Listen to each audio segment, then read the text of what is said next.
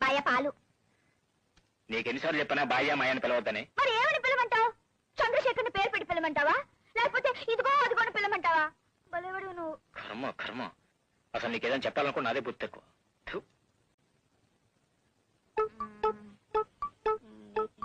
ఎందుకన్నా నన్ను ఇక్కడికి తెచ్చుకుంది? ఇగో చూడు, కట్టుకున్న పెళ్ళాన్ని తెచ్చుకోవడం ఉంచుకోవడం అనకూడదు. నేనేమన్నా నీకు పెడసగానే వినిపిస్తుందిలే.